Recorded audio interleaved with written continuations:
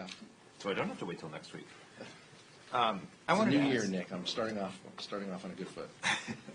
I wanted to ask about immigration. Again, Republicans look like they'll try to do a lot alone through reconciliation. But what do you see as the places for common ground or some sort of bipartisan action with Republicans? Republicans turned away. It's a good question. Republicans turned away a bipartisan opportunity for border security and immigration reform. I didn't love every piece of it. I stood at this podium and told you all that I didn't love every detail of it. But I also said I would have voted for it. So they do not have a rich track record in working to solve these issues. You heard Leader Jeffries in his speech the other day, and I have said multiple times, the Vice Chair has said, we will work to make lives better for our constituents and everyday Americans. That's our responsibility and our mandate. If they present us with an opportunity to do that, we will consider it. If it is genuine bipartisanship, we will consider it.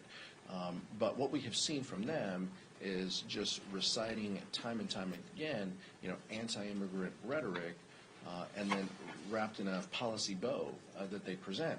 That's not going to do it. But if they genuinely want to do this, I've got a track record in working with Republicans, many who have since come and gone from the chamber, on real reform. In that case, that was DACA and border security reform.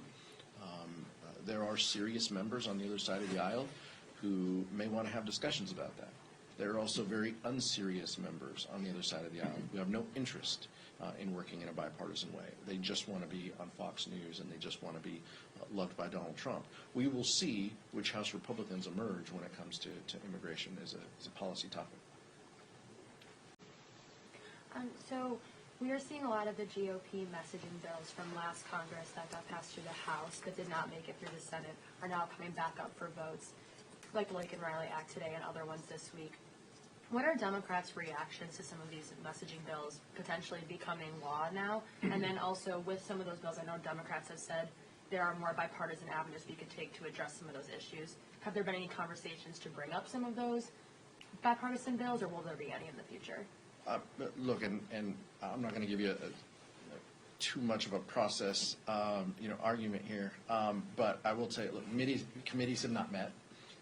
A lot of committees do not have their formal members yet, so there has not been an opportunity for members to get together to process bills, to hear bills. This is all, bills that were part of Mike Johnson cutting a deal to be Speaker. These Republican members went to him, wanted these bills considered, many of them without being marked up, without going through the normal process, some of them from last Congress. This is their effort to try to extract something from Mike Johnson. There is not a Rules Committee. I have not been aware of a Rules Committee chair, so they do not have the ability to bring a bill to the floor to have actual debate. When you have actual debate and an actual markup, then at least you open the door to have some amendments and to have some bipartisanship. That's not what this Republican conference is interested in right now. We'll see if that changes. Last question back.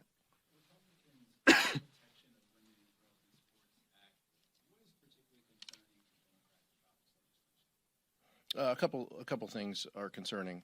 First, that we talked about before, is that House Republican Conference decides to bring this up before they want to address economic issues, rising grocery prices, rising cost of living that Americans are facing.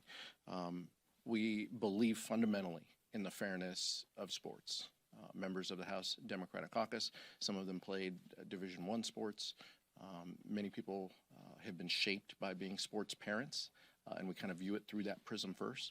But we cannot stand and allow politicizing kids' sports to be used as a political tool. But to your question, what is most offensive about the legislation is that it doesn't distinguish girls' sports at what age. It doesn't distinguish whether you're an Olympic athlete, an NCAA player, a high school sports player regulated by your state, or whether you're just playing soccer as a 4-year-old or 5-year-old down the street. It potentially could lead to inspections individuals raising concerns, and how you proceed with that is something that is concerning to the House Democratic Caucus. And so that's why, we felt that this is the GOP Child Predator Empowerment Act, and this puts kids at risk, whether you play gymnastics, whether you play football, or whether you're a wrestler. This puts you at risk. Kids as young as 4 could be asked for personal inspections. There is nothing in the bill that talks about parental consent of those inspections. There's nothing in the bill that talks about at what level an inspection is necessary. That is concerning. That will be abused, and that is overwhelmingly the position of House Democrats, and why we have strong reservations about the legislation. Could it harm transgender people? Could it harm trans athletes? Look, being a kid, being a teenager in this world is pretty tough. I can't speak to a trans athlete or someone who has that lived experience, but I can imagine it's incredibly tough for them, and to subject them to a higher level of intimidation and scrutiny is something that is just flat out bullying. And that's nothing that we can sign up for. That's nothing that we can support. And so those of us who oppose the bill are speaking up against that. Much of this is regulated by the NCAA or by state organizations who guide these efforts. By our count, it was 10 athletes in the NCAA who have been affected by this. They have found a way to work through this. 10 athletes out of 500,000 athletes. That's the scope of what we're dealing with. So the House Republican Conference would choose to have this conversation rather than something that is more expansive, that truly helps lower costs or make people's lives better. That's what they've chosen. That's what their leadership has chosen, and that says a lot about who they are. Thank you so much. Thank you, Representative Rivas. Appreciate my colleagues joining us here today. Questions? Joe, appreciate you auditing this course and joining us here. Okay. What specific conditions have Republicans asked for you? And would you ever consider asking for conditions the next time there's a disaster in Florida or Texas or Louisiana?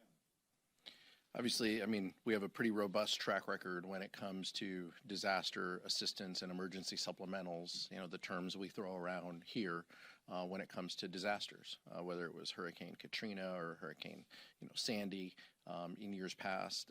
Democrats, even when we had united control, never asked red states or Republicans for anything.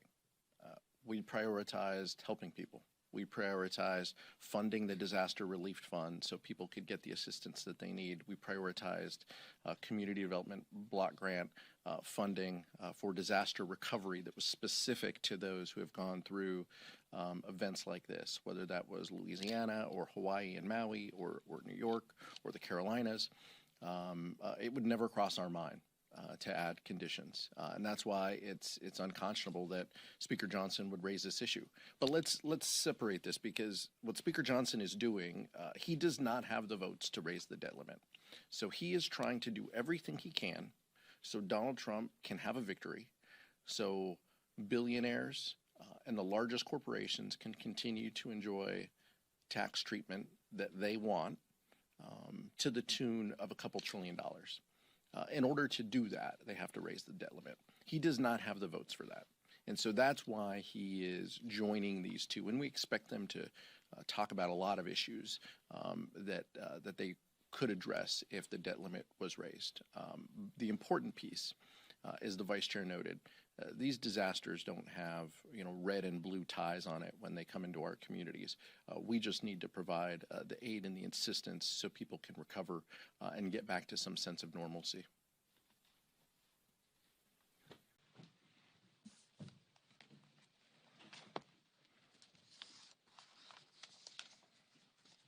Thank you so much for joining us. I'm grateful to be joined today by Representative Janelle Bynum and Representative and Dr. Kelly Morrison.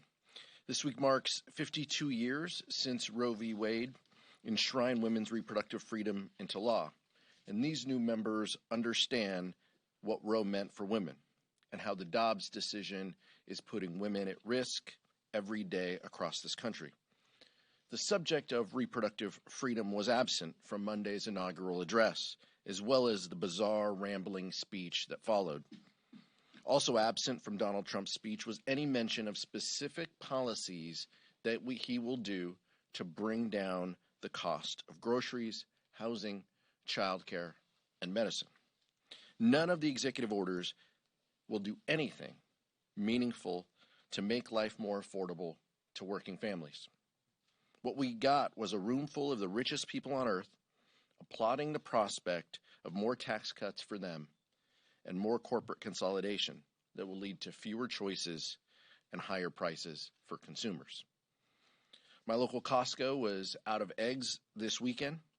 We ended up paying $14 for 18 eggs. That is a much bigger problem for working people than the name of the Gulf of Mexico. House Democrats are ready to work with anyone to bring down the cost of living, but so far, Republicans have failed to show us that they're interested in doing anything that helps working families. Their focus has been on the billionaire class that helped them win elections. Vice Chair Ted Lieu. Thank you, Chairman Aguilar. Eric, and then up front. Separate question. The Department of Justice is trying to pressure Southern District of New York to drop the charge against Eric Adams. Do you have any comment on that, as well as the law of I don't. The Department of Justice is responsible to ensure that our laws are followed. And usually, in normal times, each of these jurisdictions will be allowed to carry on their work. We saw that in the Biden administration, and we see that Donald Trump and his friends, do things differently. And that's unfortunate because the rule of law needs to be upheld. Whether you're red team or blue team, it doesn't matter. And we rely on the U.S. attorneys to do that. And it's unfortunate that we're getting away from that. But I know that other members of the New York delegation might have thoughts on that too. House Republican leadership has told its members that they should be doing fewer in-person town halls, more teletown halls, as there are more protests. And this morning, Speaker Mike Johnson said that Democratic activists are kind of overtaking these town halls in their districts. I'm wondering if you could speak on that a little bit, especially as Democrats have been doing more town halls in their districts. House Democrats are interested in holding our colleagues accountable. But these are not paid individuals, no matter how many times the Speaker says it. These are Americans who are angry. They're angry that their health care could be taken away. They're angry that Elon Musk is running around firing people out of agencies that are providing services to them. And House Republicans are running scared. That's what we see. They are scared to answer the question from their own constituents about why they continue to support these efforts. That's the nature of where we are this moment, and I think it speaks a lot about House Republicans that they aren't even willing to take those local questions, or it has to be so specific, it has to be so filtered that they don't want to even answer questions from their constituents. But we will continue. House Democratic Caucus, New Democratic Coalition, Congressional Progressive Caucus, House leadership, everyone in our caucus is committed toward making sure the American public understands exactly what's at stake. Reproductive. And I think that today's letter answers that question perfectly for you. It's pretty simple to go back to your district and face Democratic and Republican voters alike if you're willing to represent your voters and protect their Social Security and their Medicare and their Medicaid and their quality of life. House Republicans would have a much easier time going and speaking to their constituents if they weren't trying to steal their health care in order to give a billionaire a tax break. So right now, I think many House Republicans have to make a choice about whether they want to fulfill their job title as representative, where they can have a town hall and actually speak honestly to their constituents, or whether they want to change their job title to Elon Musk employee And I think that's very hard to host a town hall if who you're working for is Elon Musk instead of your constituents. Vice Chair Luda close. In 2017 and 2018, House Republicans ran away from the voters and didn't do any town halls. How did that work out for them? Thank you so much. Thanks, guys. Thank you, Mr.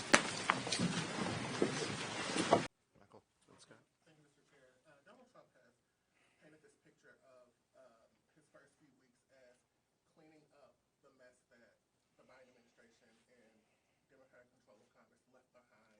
He has a powerful media ecosystem behind him that, you know, a lot of Americans really turn to for their news. How do you break through that information gap and help folks understand the things that you did in previous Congress, what you all will do if you were to get those gavel backs, given the fact that he has such control of such a powerful megaphone now that he's president again and has this big media ecosystem behind him? Well, and we saw 99 minutes of lies in front of the American public. We're not trying to compete with that. We're trying to talk directly to the American people about our positive vision for the future, but it's based on data. The American people can see that Donald Trump was given an economy that was on the way up. We had come from the pandemic, worked our way through that, stock market, inflation going down, stock market going up. It's completely inverted now. Stock market crumbling, consumer confidence declining. That's the Donald Trump legacy. That's what Donald Trump's economy and his tariffs, on again, off again, all of that uncertainty, the American public, they may not follow every in and out, but they know that these guys are not fighting for them. And so I appreciate the DPCC and Leader Jeffries offering an opportunity for us to get our message out in a different format during the joint address to Congress. Collective eyeballs looking at content is something that we're all talking about now. We're doing different things. We're trying to reach more people to get our positive message about the country and what we stand for. Those are things that we can control and that we can do. We're not trying to compete with Donald Trump for that megaphone that he has with the conservative media apparatus behind him. We're trying to focus on the American people and to show them how we're fighting, what we're fighting for, and the importance of this moment. That's what this vote was about. We stood up for the American people. And we will, time and time again, have their interests in mind when we're voting to protect health care, to protect investments in life-saving medicine. All of those things House Democrats continue to do. Whip Clark. Good morning. It's become increasingly clear that the Trump administration's incompetence is jeopardizing our national security, crashing the American economy, and dismantling Social Security. Secretary of Defense Hegseth must resign for his role in sharing classified war plans. This is a scandal that feels a little more like the Onion than the Atlantic, but he should be fired. But the White House is careless and not isolated to our national security. It's also having a negative impact on our economy. This carelessness and recklessness of Donald Trump is moving next to imposing tariffs, which have suggested now that there are 40% chance that the economy crashes into a recession next year, according to Moody's. They've not taken a single step toward bringing down the high cost of living. In fact, the President of the United States said he couldn't care less if prices go up. Now the stock market is crashing and inflation is rising. Hardworking Americans just want a little breathing room and some stability in their busy lives. But what they've received from Donald Trump is chaos, confusion, and corruption.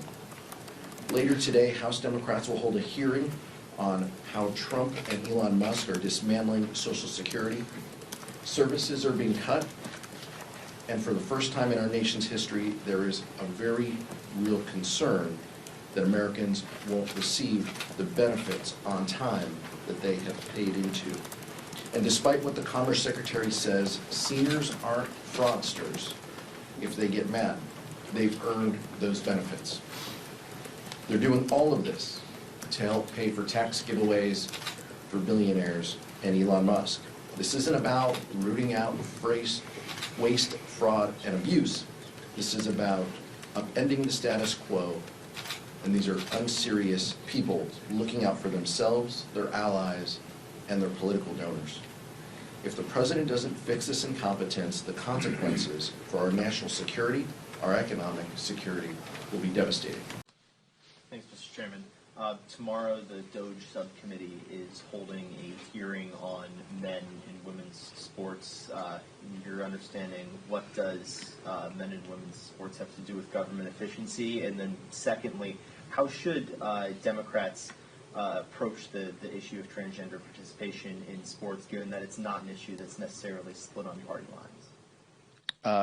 One, I have no idea what the DOGE committee has to do about this, but I assume, like many things that DOGE committee here in Congress does, it's part of some sort of handshake deal that Marjorie Taylor Greene extracted from Speaker Johnson. That's why she's leading the committee, and so they will get to talk about the issues that she wants to talk about. With respect to the issue, the president has put out an executive order. The NCAA has guidance.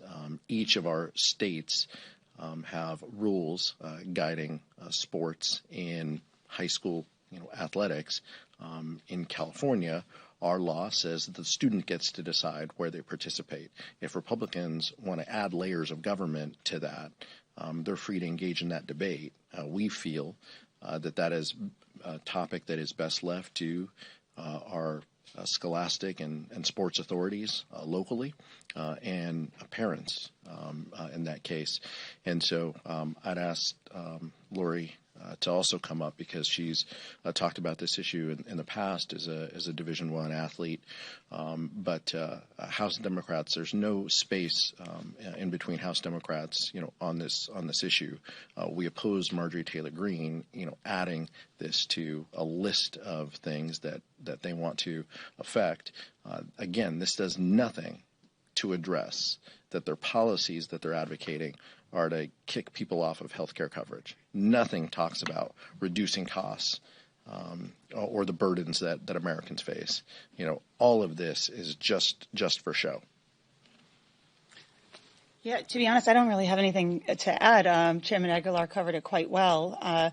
They look at this issue as something that they can just lodge a political win. Even though the president has signed an executive order, they should be moving on to the issues that actually matter and impact so many hardworking families in this country.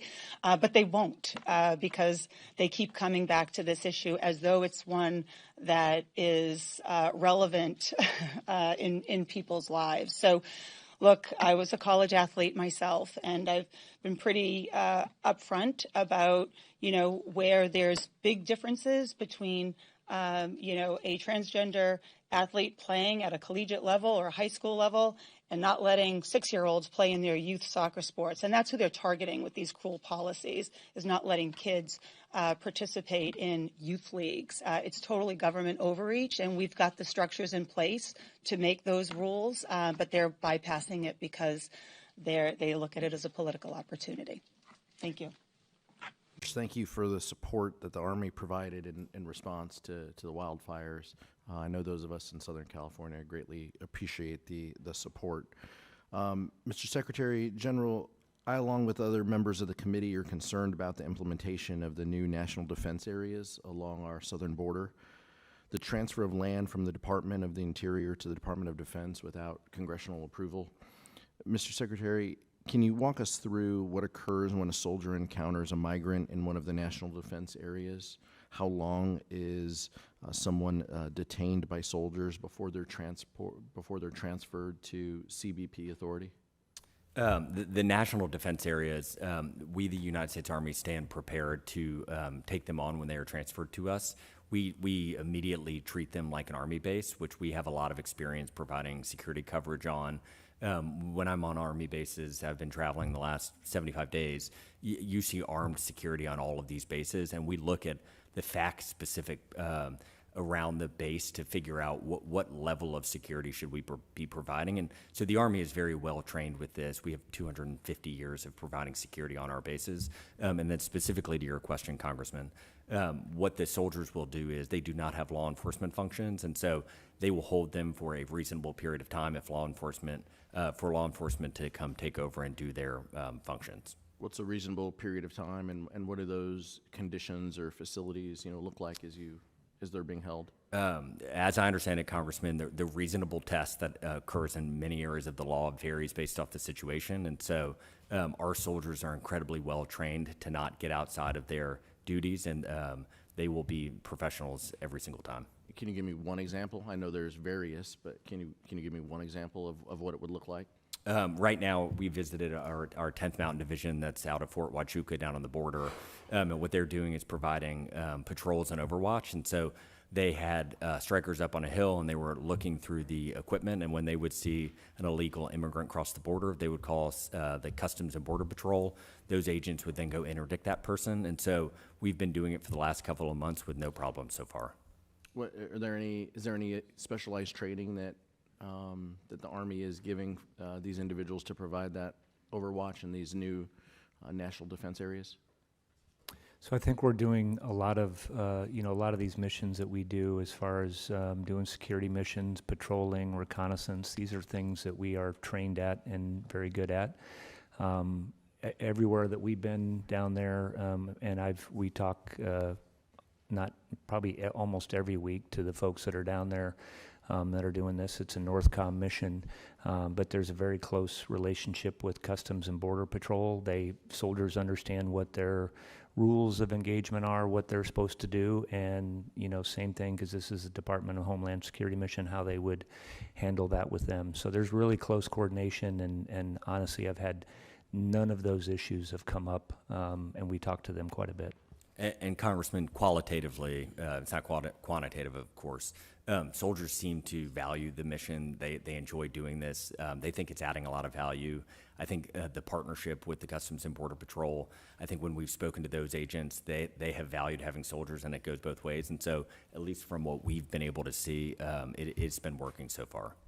What missions are being delayed or diverted while this is made a priority? I understand that soldiers appreciate being active and being out there. What are we not doing by doing this?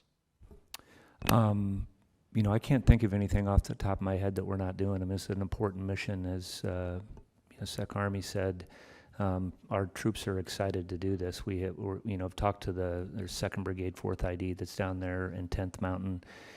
Part of what we're doing, they're doing a lot of the missions that they would tend to have to be trained to do. We are also working with them while they're down there to make sure, again, back to the transforming in contact.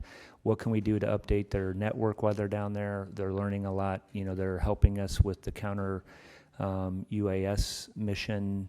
So, again, I think that's what we're trying to do. We're finding a lot of value in what we're doing down there. Would the gentleman yield for a minute? Yeah, I'll yield to the ranking member. 20 seconds you have left. So you talk about training. When you're defending a military base, and that's been your description of this, whether it's at home or whether it's abroad, there's lethality involved. There is amount of intentional force that can be used that might not be lethal. And so the things that the Custom and Border agents don't necessarily do. So Mr. Aguilar asks a very good question. How long, how fast, and what kind of training's going on? Because the last thing I know the United States Army wants, because there's going to be language challenges and everything else, is for an unintended consequence where somebody is either seriously harmed or, hopefully this doesn't happen, but lethality is used. So I think it is an important question to ask that Mr. Aguilar asked, and I didn't hear a good answer on what you're doing for training. Thank you, Mr. Aguilar. Just real briefly, Mr. Chairman, sorry. I think asking the question about cost is also important. That's why we're here. There's a cost to this mission, but with everything that this committee is focused on in Indo-PACOM, I just struggle to think what we're doing here in this new authority, in this new designation. How is it helping prepare us from an Indo-PACOM perspective? I think that's a concern that all of us should have. Thank you, Mr. Chairman. Thank you, gentlemen. Mr. Womack. Thank you. My thanks to Secretary Driscoll and General George. Thank you, Mr. Chairman. Appreciate the opportunity. Welcome, Mr. Secretary. Thank you for being here, Mr. and Mrs. Lilly as well. Mr. Secretary, as the chairman mentioned, chairman of the full committee and chairman of the subcommittee, safety is of primary concern to all of us. You see that in the questions that are being asked by both sides. I can't help but ask you to reflect. It's been reported that you've pushed back against some DOGE efforts, with respect to staffing. I want to ensure you've said that safety is first. As the chairman mentioned, notification of Congress is also an important authority and a responsibility that you have. Implementing these grants, I agree it is a time-honored tradition to point the fingers at your predecessor. It's something we do quite often, here up on this dais and in this dome. But the importance of doing all of those jobs, safety, notification, grant awards, is the responsibility of your department. And with fewer people, I hope you can continue to execute those important missions. In January, California experienced horrific wildfires, and the devastation was so huge. It's tough to comprehend. Pictures don't do it justice. In February, the governor of California requested $101 million under the Department of Transportation's Emergency Relief Program to help rebuild federal highways, bridges, and roads. Congress is waiting for the president to request of Congress to pass a disaster supplemental that includes funding for Southern California. It's been months since the wildfires occurred. We haven't seen anything from a formal request of Congress. Do you have any updates on the status of a request, Mr. Secretary? And have you seen some of the damage? Is it a tour that you are open to seeing with your own eyes in Southern California? Yeah, I'm absolutely open to a tour. My son lives in the area and actually had to evacuate with a new baby. I was well aware of it on a personal level, how devastating the fires were. I could get some additional information and circle back with you. I don't have it for you right now, though. Specific to that line item, though, you're confident in the DOT's ability to implement that funding if Congress adds the additional dollars for the emergency relief program? So I'm confident that I'm going to have the staffing levels to accomplish the mission of the department. And again, that's responsive to all of you. That's responsive to a president who wants me to be able to support the builds in America. So yes. Do you know how committed the administration is to executing disaster assistance without preconditions? We wouldn't put preconditions on tornadoes and floods, hurricanes. Yeah. Why would we do it in this case? I haven't had that conversation with the administration. Okay. Thank you. Over the next couple of years, Southern California will also be host to the World Cup in 2026, Super Bowl in 2027, and the Olympics and Paralympic Games in 2028. You yourself have called these America's Games. LA Metro estimates that the region will need over $3 billion in federal funding over the next 3 years to ensure public transportation network can support the athletes, the staff, the ticket holders, and residents just for the Olympics alone. Last year, the Senate included $200 million in transportation funding for the Olympics. President Trump signed a CR. That funding was not included in the final funding package. Earlier this month, the California delegation and a couple of us here in the dais joined in sending a letter to the president asking for a budget request that included $500 million in dedicated infrastructure funding for the Olympics.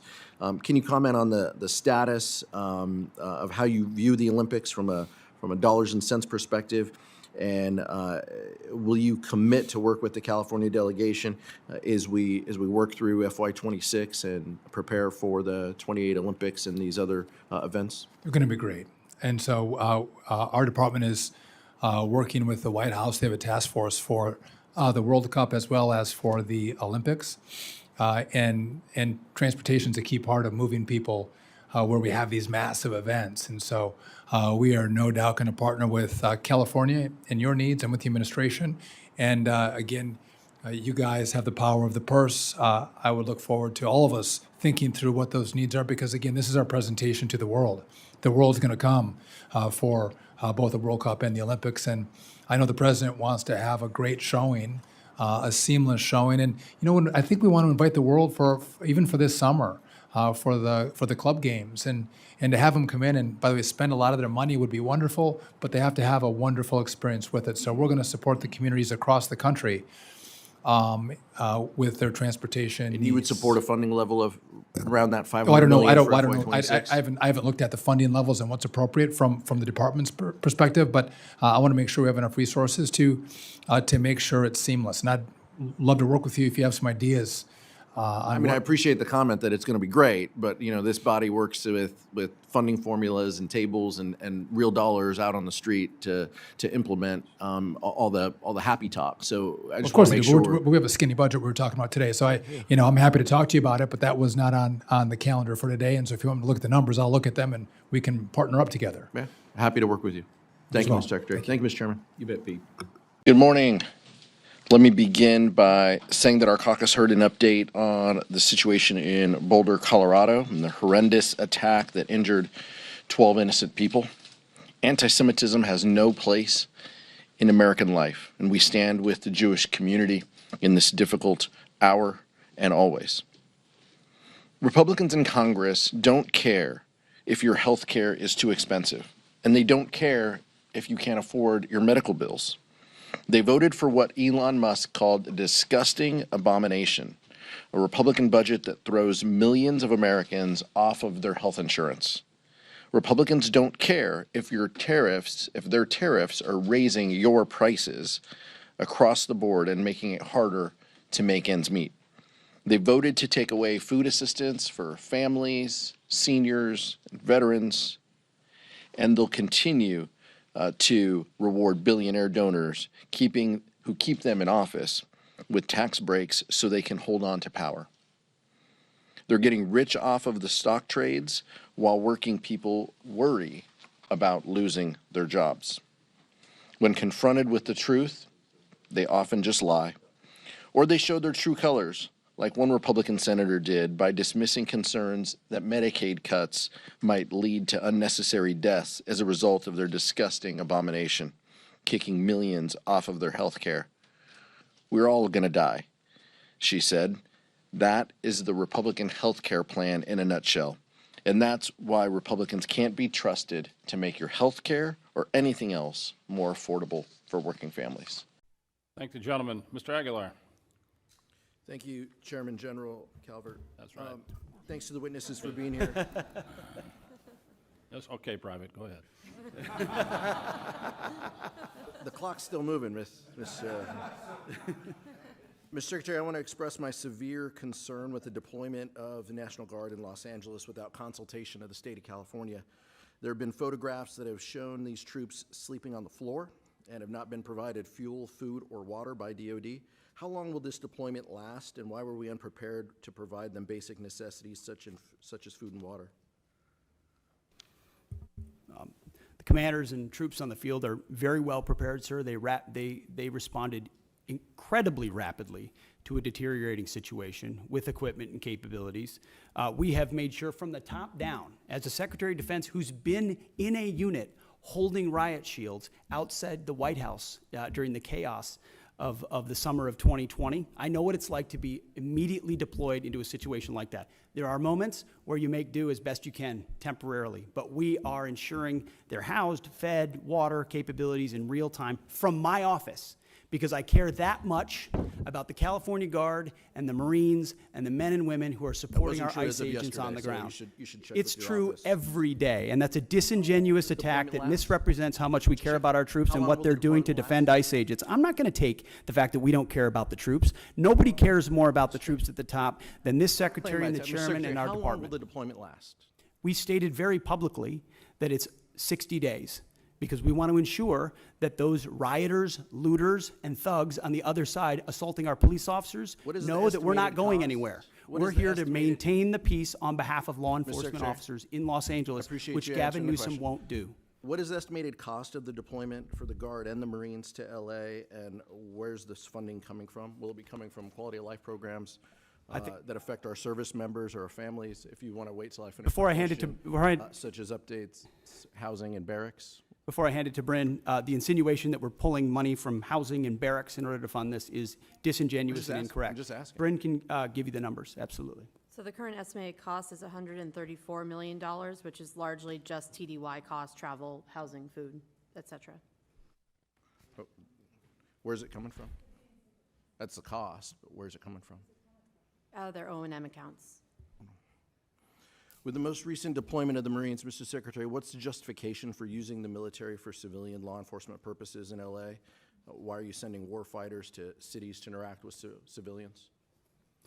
Every American citizen deserves to live in a community that's safe, and ICE agents need to be able to do their job. They're being attacked for doing their job, which is deporting illegal criminals. That should happen in any city, Minneapolis or Los Angeles. And if they're attacked, that's lawless, and President Trump believes in law and order. So he has every authority, and he has done mobilizing National Guard or active duty troops under U.S. code to protect federal agents in their job, which is exactly what we're doing, and we're proud to do it. We're proud to do it. 10 U.S.C. of the U.S. Code 12406 as a legal basis that the president used cites 3 examples and circumstances for the Guard. Invasion by a foreign nation, rebellion or dangerous rebellion against the authority of the government of the United States, or the president is unable with regular forces to execute the laws of the United States. Which authority is triggered here to justify the use? I don't know. You just read it yourself, and people can listen themselves, but it sounds like all 3 to me. If you've got millions of illegals and you don't know where they're coming from, they're waving flags from foreign countries and assaulting police officers and law enforcement officers, that's a problem. The laws of the United States?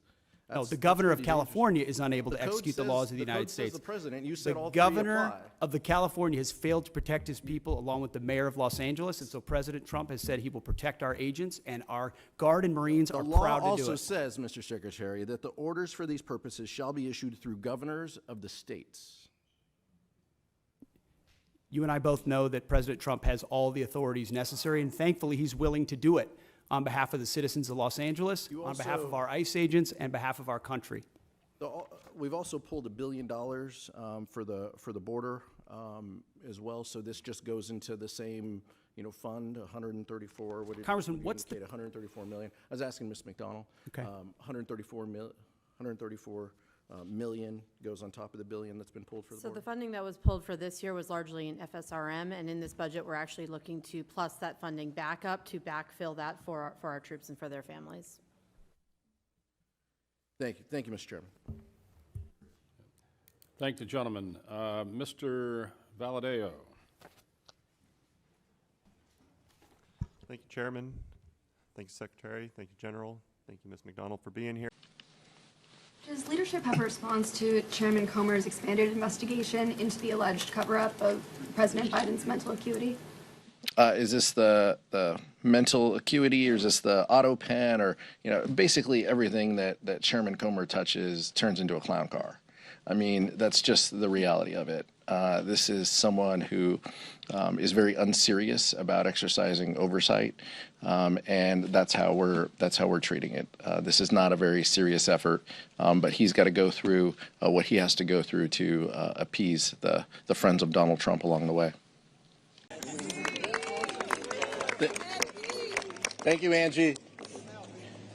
Donald Trump promised the American people that he would cut costs on day one. Republicans in Congress swore up and down that their policies would fight inflation and make life easier for everyday Americans. More lies. But we've all seen under this president and this Republican majority, the prices continue to rise and the American dream slipping further from reach. Today marks the culmination of Donald Trump's betrayal of working people across this country. Because of this bill, your health care is going to go up. Your electric bill is going to be more expensive. The clothes and groceries that you buy are already rising due to his reckless tariffs. The only people who make out in this bill are people who can already afford to pay a little bit more at the checkout line. But that's not the reality for most people in this country. This bill isn't for the American people. It's a reward to the mega-rich campaign donors that bankroll Republican campaigns. Why would Gabe Evans in Colorado vote for this bill? 29,000 people will lose access to health care in his district. 30,000 households will lose access to food nutrition programs. And almost 1,000 energy jobs will be lost. No one asked 17 million people to lose their health insurance. No one asked for hospitals to close or nursing homes to be shuttered because billionaires want more tax breaks. Where I'm from, that's not big or beautiful. That's small and ugly. No one asked for food assistance to be taken away from children to give handouts to the same corporations gouging the American people. House Democrats believe that this bill fundamentally is un-American. We're going to fight to make sure billionaires and wealthy corporations pay their fair share so that we can build an economy that works for everyone. We're going to fight to make America less expensive, and we're going to fight to give working class people more breathing room and opportunities to get ahead. I want to thank my House colleagues for standing with us in this time against this bill. I want to thank the community members who have joined us as well.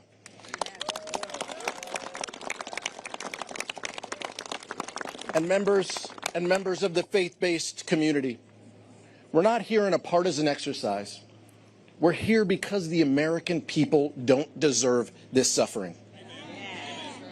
Now, we did take a little bit of liberties. When we say hell no, we didn't ask them, members of the clergy.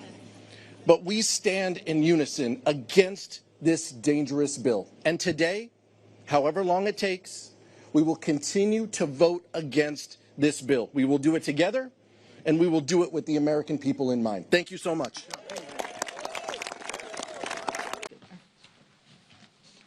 Thank you, Chair Delbene. Questions? Thank you. House Oversight just approved a subpoena of Ghislaine Maxwell. What are the main questions? What are the leading questions that you have for her? I'm not on the House Oversight Committee. I won't be. Yeah, I won't be in those meetings. But let me tell you our position. Donald Trump and House Republicans want to protect the rich and the powerful. It's the basis of their one big ugly bill, and it continues to be the theme when it comes to Jeffrey Epstein. House Democrats want the truth to come out. We're going to continue to support those efforts. Donald Trump and his son and his closest friends spent years fanning the flame of this theory, and now we're holding them accountable. Do they want to protect the rich and the powerful, or do they want the truth? Those are the questions that the Oversight Committee hopefully will get to the bottom of. Nick?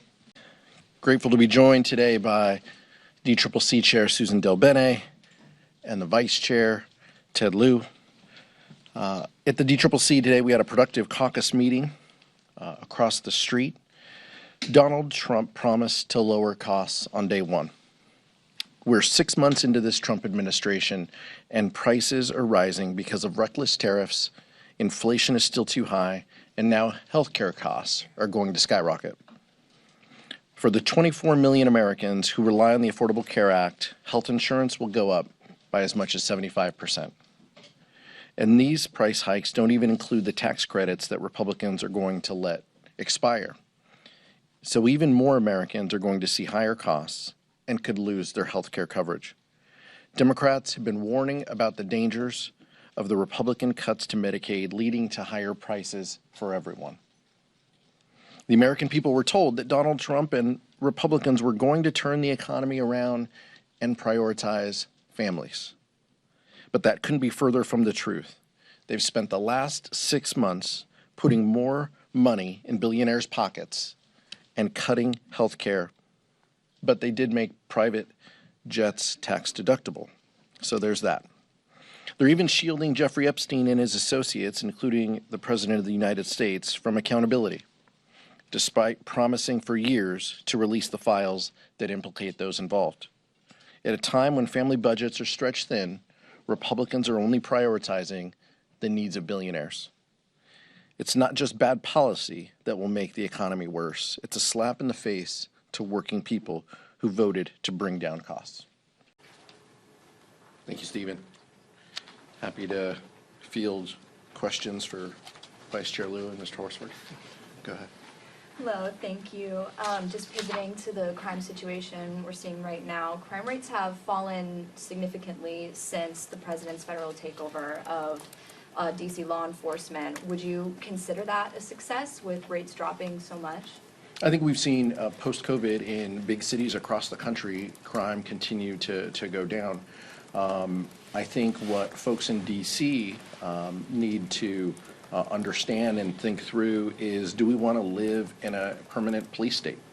And I think that that's an important piece of how Americans are thinking through.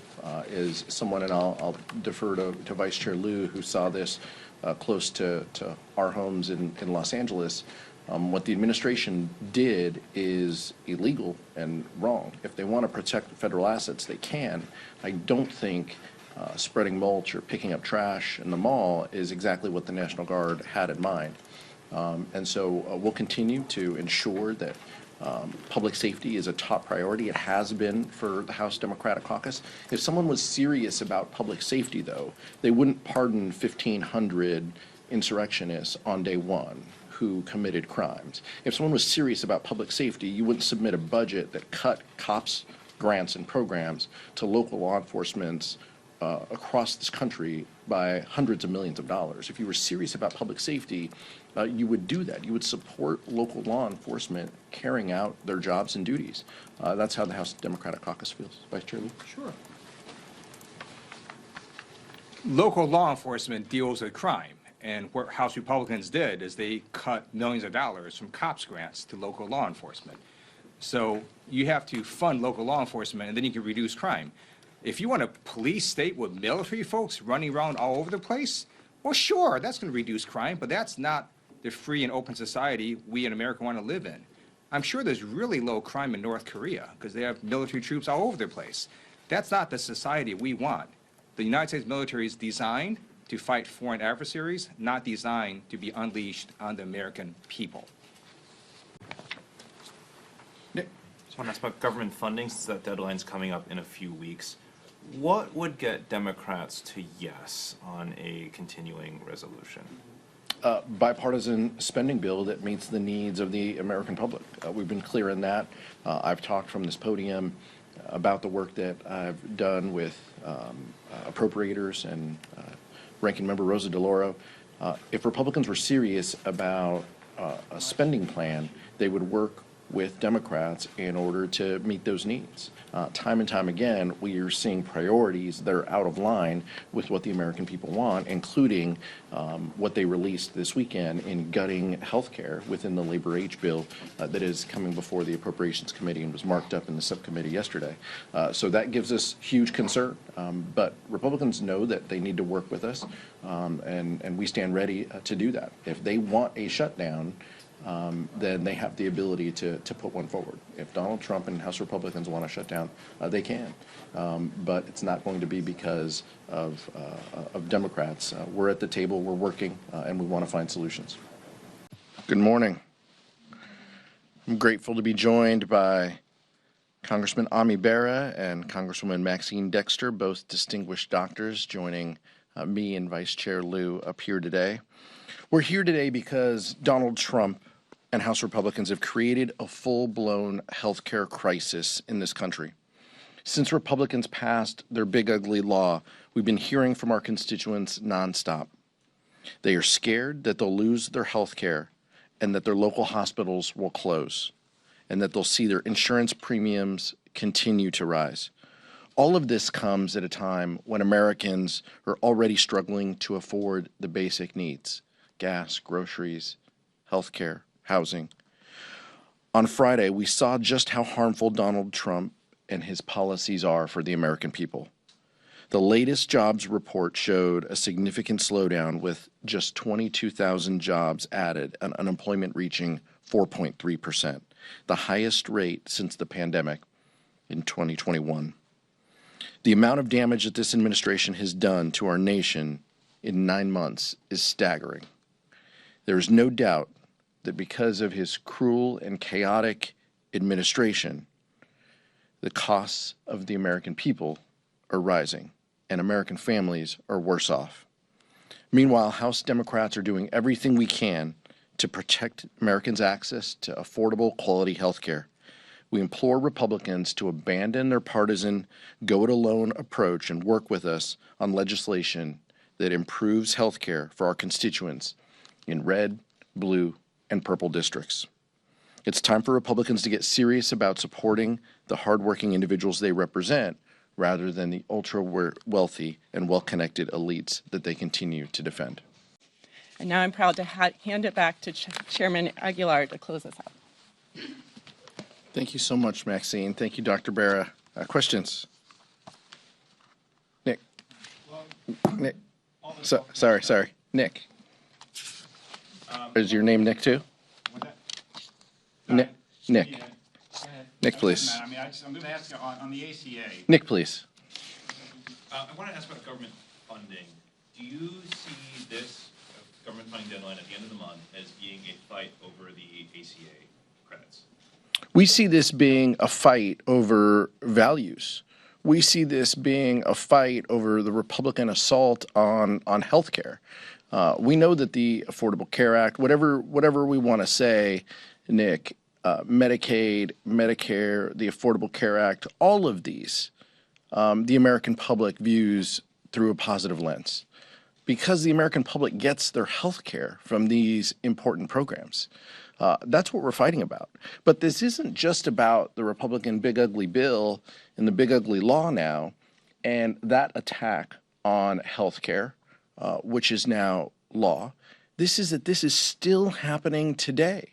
In the Appropriations Committee, where I'll go back to after this press conference, the continued attack and assault on healthcare, on NIH, on research, on infant mortality programs, all of these things matter to our communities. So this is much broader than the Affordable Care Act, although we lift that bill up for all of its positive achievements. This is about fundamentally Americans who receive their health care are now under attack by the Republican big ugly law and the continued attack in the Appropriations Committee. Even at this moment, at this day, at this hour, healthcare is under attack by Republicans and Donald Trump. We can't stand for that. We're not going to take that. And so you're going to continue to hear us speak up on this from now until the end of the month with a potential Republican shutdown. Next question. Go ahead.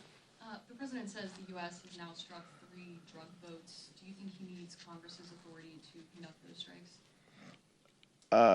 Yes, I think the president needs to make the case to the American public that striking boats is in the national security interest of the United States. Typically, in Democratic and Republican administrations, that is what has happened, is you share detail, you share intelligence about what the mission that you carried out, why it was in the best interest of the country. This president has chosen not to do that. And unfortunately, when this president says, trust me, believe me, this was in the best interest, it's pretty hard for us to take that at face value. So yes, there needs to be oversight. Yes, he needs to share with Congress.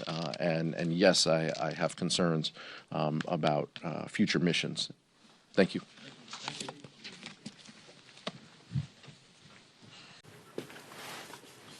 Good morning. Pleased to be joined with Vice Chair Ted Lieu as always. At midnight, the federal government officially shut down because Republicans failed to fix the healthcare crisis that they created. This is a sad, serious, and somber moment for the country. Americans are already facing a dual affordability and healthcare crisis thanks to Donald Trump's tariffs and Republicans' big ugly law. And now, because Republicans refuse to come to the table and negotiate with Democrats, Americans can suffer even more. We were elected to solve the problems of this country, not make them worse. And that's exactly what Donald Trump and his Republican henchmen are seeking to do. From the beginning of the Trump administration, Republicans have shown us that they have made their priorities clear.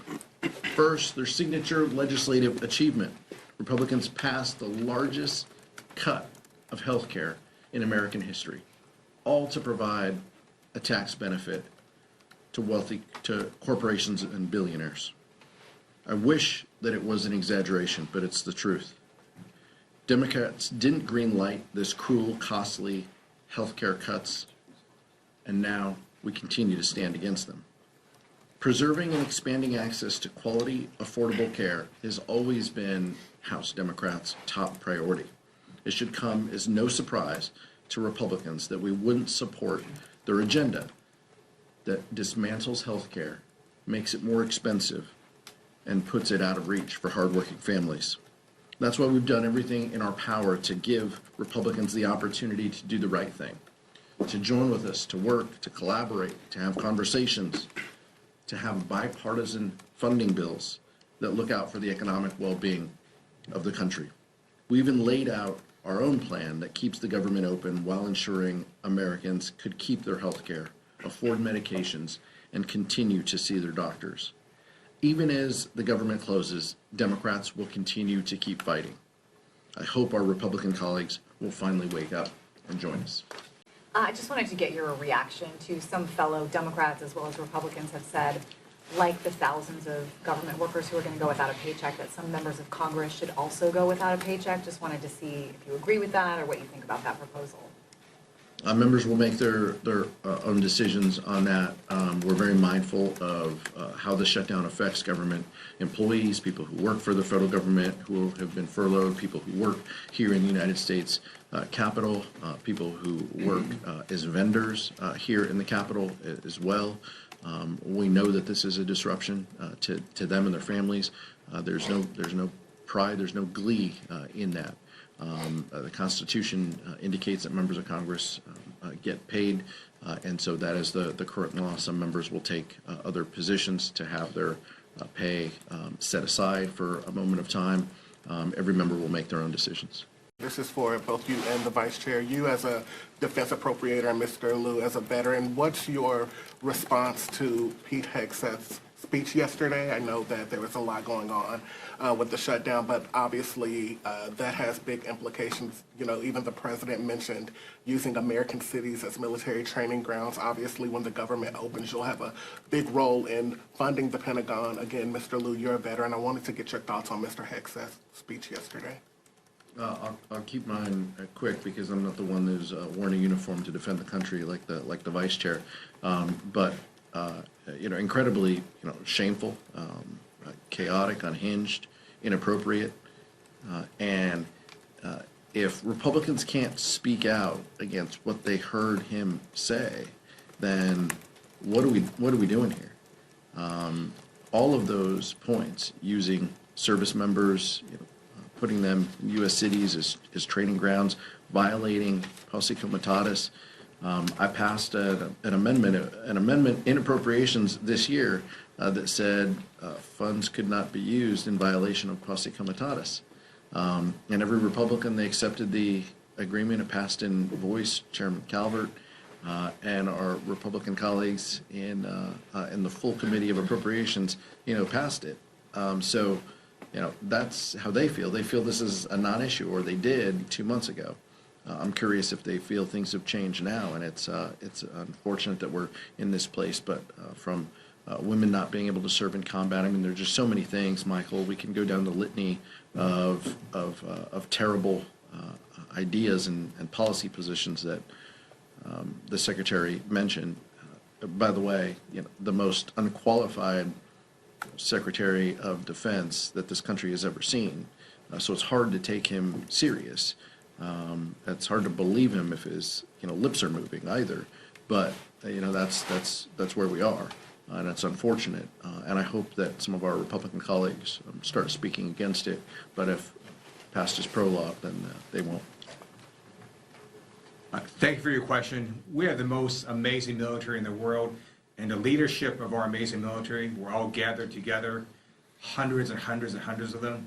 And Donald Trump and Pete Hegseth were expecting rousing applause and standing ovations from our nation's generals. And they were met with silence. It was a silence of the generals. And the generals knew that what Trump was saying was wrong. We do not deploy American forces against Americans in our cities. Our military is not to be used for domestic law enforcement. It is not trained to do that. and our generals simply sat there silently. It's also illegal for Donald Trump to order U.S. troops against Americans in American cities. A federal judge has said so. We expect the appellate courts and even the Supreme Court to uphold that ruling. Thank you. Representative Blue? Our expectation is that, generals and members of the service follow the Constitution and the Uniform Code of Military Conduct.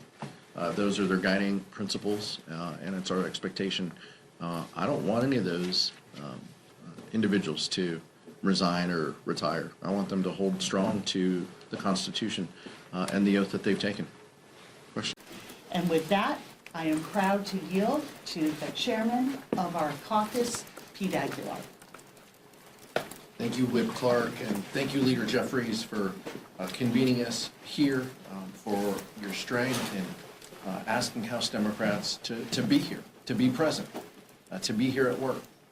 This is day 8 of the Republican-led shutdown. It's the second week that House Republicans have refused to call us back to the House, the last session day being, I believe, September 19th. Rather than tackling the most pressing issues facing our nation, including the rising costs of health care, Republicans are running from their responsibilities. By failing to negotiate with Democrats to extend the Affordable Care Act tax credits, Republicans are guaranteeing that they are exacerbating this health care crisis. Take, for example, Iowa's 1st Congressional District, represented by Congresswoman Marianna Miller Meeks. This, by the way, is the same member who said she'll hold town halls when hell freezes over just this week. A 60-year-old couple earning $82,000 a year will see their annual premiums rise by 200%, $13,000 a year. For another example, Republican Congressman Gabe Evans, Colorado District, a family of 4 earning just $64,000 a year, will see their premiums increase 195%, or $2,500 a year. Think about that. Americans are already struggling with the affordability crisis, and they are being jammed with this health care crisis, all at the hands of Speaker Johnson and his Republican colleagues. And they're lying, claiming that they're the ones working around the clock to fix this health care, to help fix health care. If that's true, where are they? Where are they? The Democrats are here trying to solve this crisis that they created with their big, ugly bill. The American people are smart enough to know that who is responsible for their health care costs going up. I hope that Republicans will wake up, that they'll do the right thing, and that they'll work with us to keep health care costs down. Turn it back over to Leader Jeffries. And now it is my great pleasure to yield to our caucus chairman, Pete Aguilar. Thank you, Whip Clark. Thank you, Leader Jeffries. Before I talked about the shutdown in healthcare, I did want to touch on the terrifying threat that Leader Jeffries by someone convicted from January 6th. As a member of the January 6th committee, we deposed, we interviewed a number of individuals who were summoned here to the Capitol that day. And to see Donald Trump pardon 1,500 individuals, what did you think was going to happen? These are individuals who had violent criminality in their past, and we have seen that carry forward now. And this is what happens when you release violent felons. By the way, some of them in their past had issues as child molesters and crimes against children, and we're putting these people back across the country.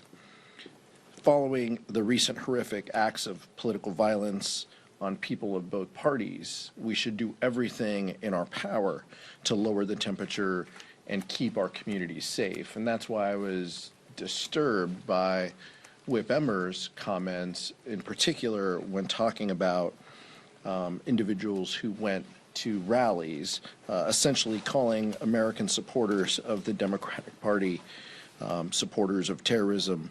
That rhetoric at the highest levels in this building and across our government isn't just untrue, it's dangerous and poses a threat to our political leaders, and that needs to stop. On the shutdown, For more than a month, Republicans have been on vacation while hardworking families are left to ask, what's next for me? What's next for my family? How will we afford health care? How can we pay our bills? And it's unacceptable that Speaker Johnson has had us in session since they passed the One Big Ugly Law. 20 days, I think, since then. Over 100 days have lapsed in the calendar, and we have been in session about 20. This is shocking. Then it's unacceptable that, and the American people see this. They can't show up for work 20 days over 3.5 months and expect to get paid. They're using this time to hide from their responsibilities. Their responsibilities to carry, they have chosen to carry forward unpopular health care policies. Even when Republicans like Marjorie Taylor Greene, Kevin Kiley, Beth Van Dyne have all said that Republicans should be in D.C. working. And even Leader Thune says it's time for House Republicans to consider coming back into session. The American people are smart. They know who will make their lives better. They know who is looking out for their costs and who wants to lower the costs that they face. And they know Republicans who control the White House, the House, and the Senate have the power to undo the damage that they've caused with this healthcare crisis. Democrats aren't giving up. If anything, we're more motivated and focused on our work ahead to protect Americans' health care. It's time for Speaker Johnson and House Republicans to join Democrats in finding a solution to reopen government and address this health care crisis that they've created. The American people are waiting. Thank you, Chairman Espaillat.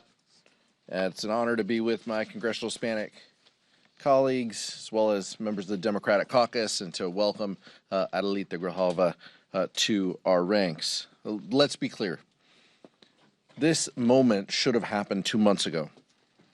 But Speaker Johnson and Republican leadership seem to use their special election to set a new record.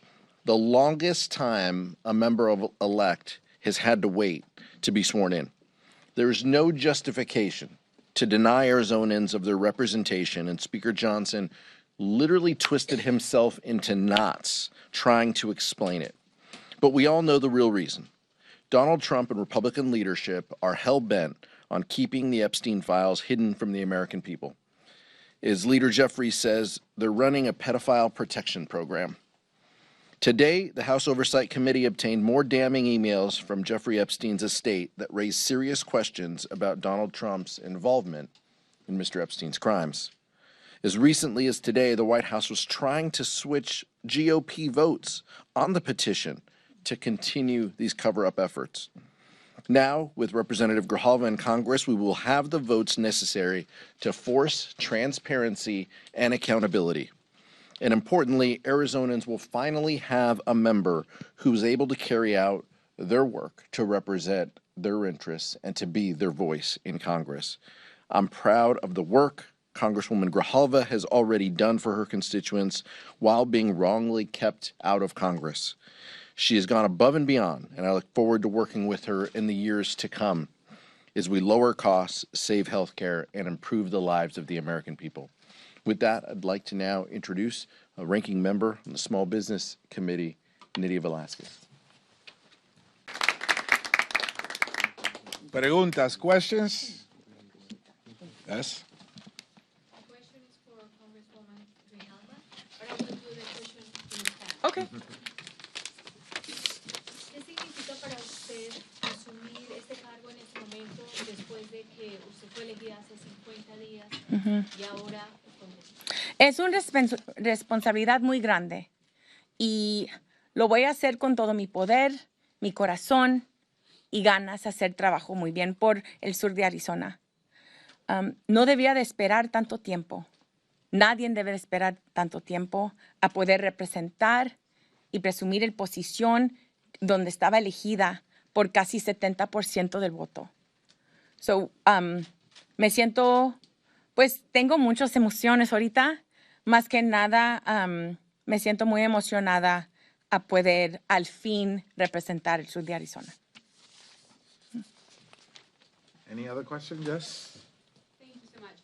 Democrats continue continue to say that it's Republicans who are keeping the Epstein files hidden.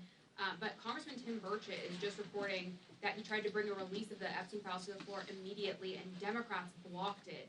Do you have any insight as to what happened there and why? When? What was that? Yeah. Just reported it, just about 4 minutes. Yeah.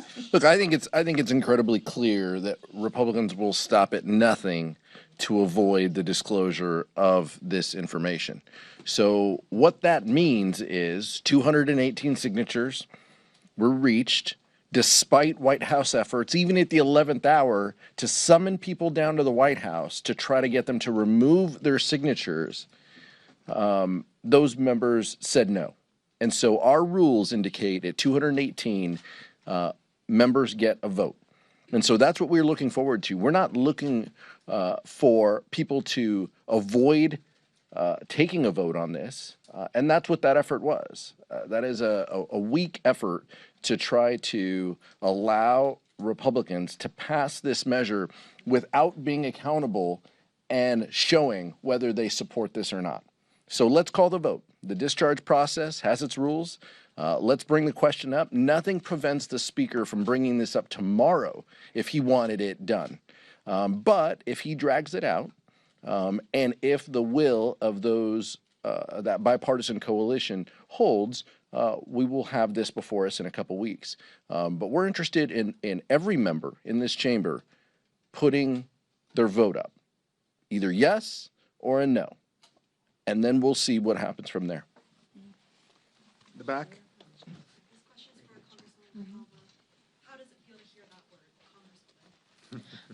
Really? It's been a minute. We've been waiting for a little while. It's a little surreal, I have to say. It is. I'd like people keep asking me how I feel, and honestly, maybe I'll have a better answer tomorrow. But right now, we've waited so long that, you know, I'm looking at my kids and my mom and my husband, and they're all looking at us like, what does that feel like? I'm like, I have no idea. And if you ask them, they'll probably say the same thing. I think that, you know, I've been correcting people for so long. Like they'd say Congresswoman, I'm like, no, it's elect. So now when I don't have to say that, I guess I'm very humbled and very honored to represent Southern Arizona. It's a beautiful community that deserves full representation.